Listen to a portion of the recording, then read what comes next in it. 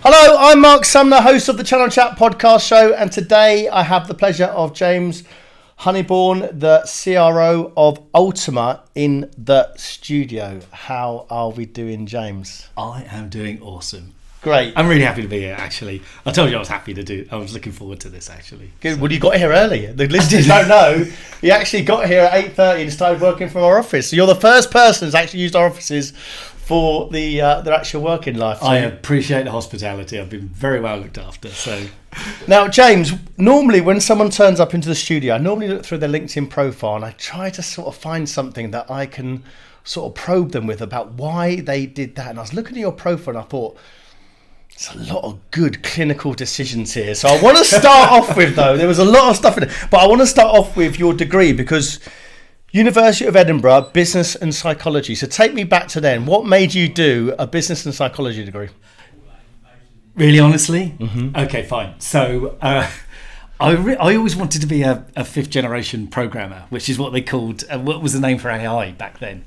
And Edinburgh had a really good program for it. But what I learned when I was going through college was I just found coding really boring and I was really bad at it. As much as I loved maths, I was really bad at it. But I did an A-level in business and I did an A-level in psychology when I was there. And actually, the fact that there was a syllabus that lent towards both just worked out. It wasn't one of those well-planned things to your clinical decisions and everything else. Maybe it wasn't. No, not at all. In fact, if you'd rolled back a couple of years before that, I was going to be a Marine. Really? Yeah. I come from a naval background family, and I always wanted to be a Marine. But if I'm brutally honest, I would probably not be here right now because I was aggravating when I was young. And it probably would have been some friendly fire incident or something like this, right? So then I go onto your profile and I think, right, so he starts a career at IBM. So that was, in those days, a real company to work for, safe bet, great firm, etc. You can't go wrong if you pick IBM.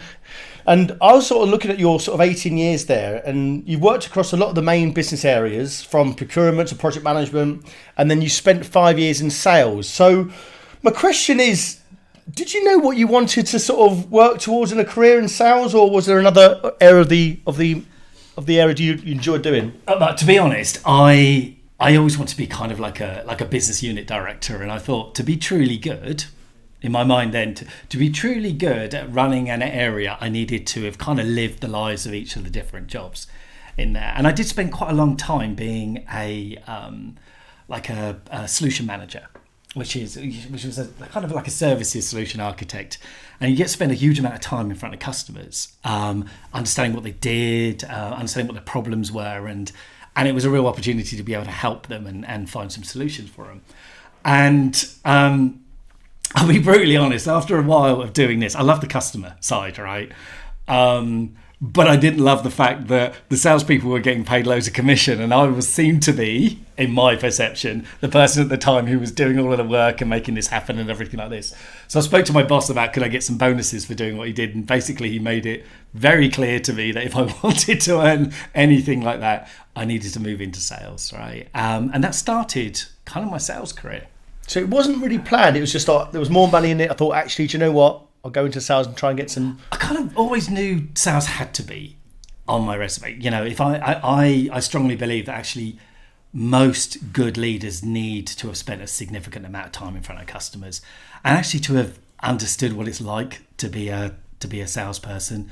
It's a hard job, but it's one of those roller coaster jobs. But it's also one of the most thrilling jobs you can do as well. A sense of victory, the sense of chase, but realistically a little bit more about how can I get to help these customers? How can I get to look after them? How can you build some better relationships and that? And you're right, the money wasn't bad either. Yeah. What did you enjoy most about having a sales focused role?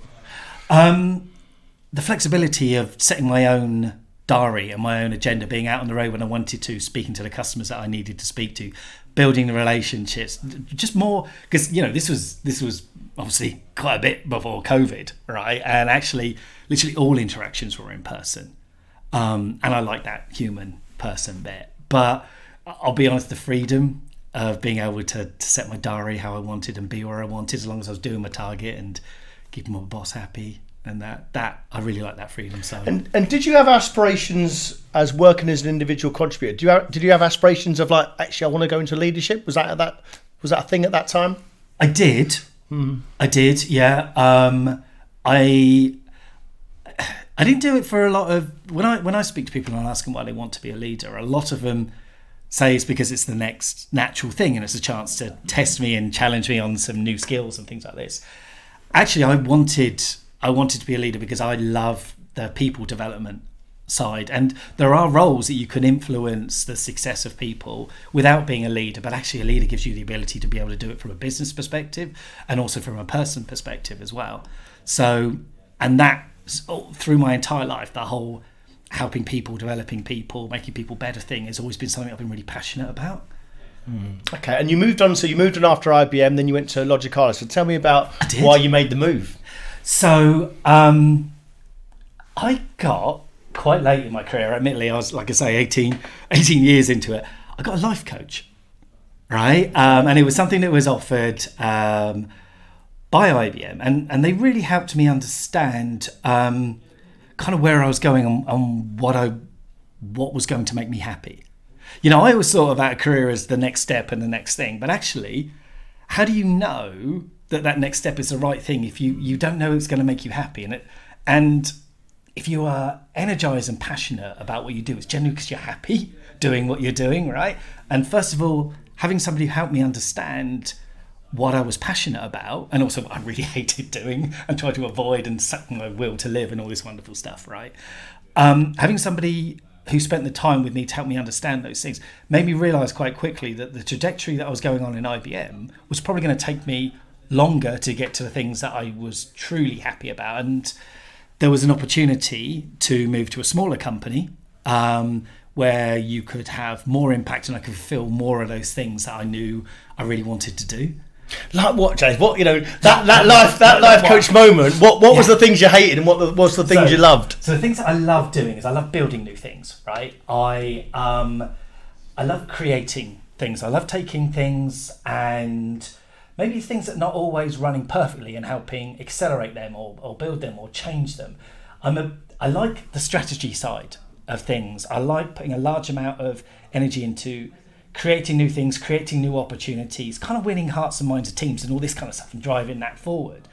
The bit I'm really crap at, and the thing that sucks my wheel, it tends to be the day-to-day handle turning. There are people who are far better at that than I am and can take some of the things that I've done and make them significantly better than I've ever made them, right? And the opportunity that I had within Logicalis had allowed me to practice some of the things that I was more passionate about, and it was a fantastic opportunity. And Logicalis was a really great place to work back then.